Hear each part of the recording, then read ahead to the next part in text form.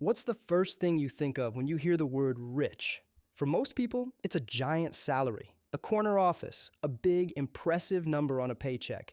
But what if I told you that's flat out wrong? For decades, we've all been taught to climb the corporate ladder, chase that next promotion, and just watch our income go up. But the truly wealthy, they're playing a completely different game. They figured out a long time ago that what you earn is a vanity metric. It's not about what you earn, it's about what you keep. And even more importantly, it's about what your money is doing for you when you're not even looking. That's what builds real, lasting wealth. The truly rich don't just earn more. By the time they hit 40, they've crossed five specific and honestly surprising financial milestones that most people have never even heard of. And no, these have nothing to do with a trust fund or a lucky lottery ticket. They are the direct result of a system, a mindset, and a handful of habits that separate the financially free from everyone else. And today, I'm going to reveal all five, starting with the one that completely rewrites the rules for what you should be aiming for in your 30s. See, most people are tracking the wrong scoreboard. We're glued to our paychecks. The rich are glued to their net worth. We focus on earning dollars, they focus on building assets. This one little shift in perspective changes everything. The five milestones we're about to break down aren't about hitting some random, impossible number. They're about reaching a series of strategic financial positions that set you up for life. They are about turning your money into an army of tiny workers that build your fortune for you. So forget everything you think you know about getting rich. This is how it's actually done. The first milestone the wealthy aim to hit by 40 is having a net worth equal to at least 3 times their annual gross income. Now, that might sound simple, but it's a game changer. Why? Because it's a ratio, not a random number. Most people are obsessed with absolute figures. I need to hit $1 million. But the wealthy understand that your financial health is relative.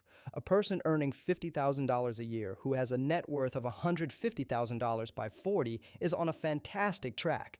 On the flip side, a doctor earning $300,000 a year with a net worth of just $300,000, they're actually falling behind schedule. So why is this 3x ratio the target? Because it signals that magical moment when compounding really starts to kick in and do the heavy lifting for you. When your net worth is 3 times your income, your investments are likely generating some serious returns on their own. This is the crossover point where you go from just stacking up your savings to having your wealth start building on itself, growing exponentially. And let's be clear, this is an ambitious goal, but it's not impossible.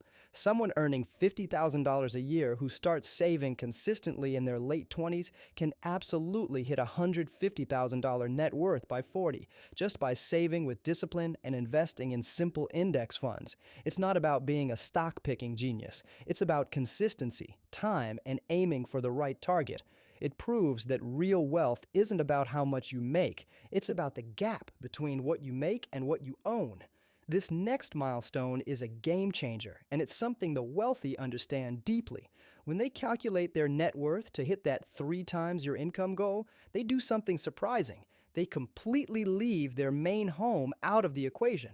Here's what most people do. They figure out their house's value, subtract the mortgage, and add that number to their net worth. For example, if your house is worth $500,000 and you owe $200,000, you think, great, I have $300,000 in home equity, and you feel wealthy.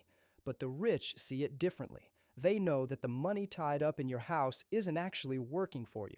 Think of it this way. That home equity is like money locked in a vault. You can't use it to pay your bills, you can't invest it to make more money, and you certainly can't use it to buy groceries. It's not liquid. So the wealthy treat their primary home like a place to live, a lifestyle choice, not their main investment. Their goal is to have that 3 times income figure in assets that are actually growing and accessible. We're talking about money in stocks, bonds, and retirement accounts. These are investable assets that generate more wealth over time. Having your wealth in these kinds of accounts gives you incredible power and flexibility. It means you have cash ready when a great opportunity comes along, like a sale in the stock market or a chance to invest in a new business. It's also a powerful safety net. When your financial security isn't locked away in the bricks of your house, you can make life decisions with confidence, not fear. By the way, if this is clicking for you and you're getting some value, do me a quick favor and tap that like button. It's a small gesture for you, but it tells the YouTube algorithm that this is good info, and it really helps the channel reach more people. The third milestone is where good behavior becomes your superpower.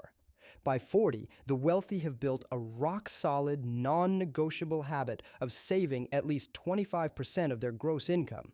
And I'm not talking about a temporary savings challenge. This is a permanent part of their financial system.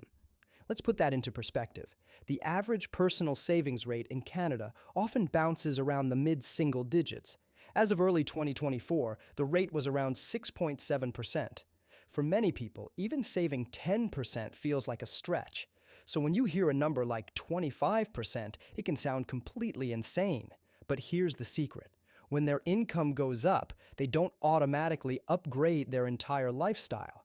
This is the golden trap that keeps so many high earners from ever actually becoming wealthy. They get a raise and immediately start thinking about a bigger house, a fancier car, more expensive vacations. Their spending just inflates to meet their new income. The wealthy do the exact opposite. They fight lifestyle inflation like the plague. When they get a $20,000 raise, they might turn around and funnel 70–80% of that new money straight into their investment accounts.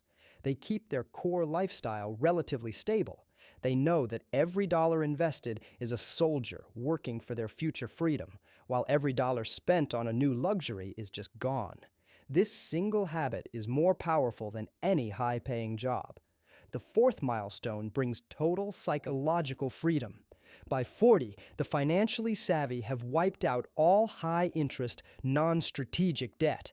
We're talking credit card balances, personal loans, any consumer debt that acts like a ball and chain on your finances. Most people have been conditioned to see debt as normal. A car payment, a credit card balance is just the cost of living, right? But the rich see this kind of debt for what it is, a financial emergency. It's a massive cash flow drain and an anchor that makes it impossible to build wealth.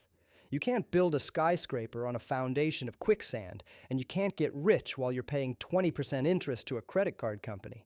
The math here is just brutal. We all hope to get an average return of around 8 to 10% from the stock market over the long run, and that's a great goal. But paying 22% interest on a credit card is a guaranteed loss of 22%. Think about it. By paying off that debt, you are giving yourself a guaranteed 22% return on your money. No investment on earth can promise you that. This is why wiping out that debt is priority number one. Once it's gone, all the money that was disappearing into interest payments can be rerouted into your investment accounts, supercharging your growth. This isn't just about math, it's about mindset. Being free from consumer debt creates clarity. You're no longer playing defense, you're on offense, actively building the future you want.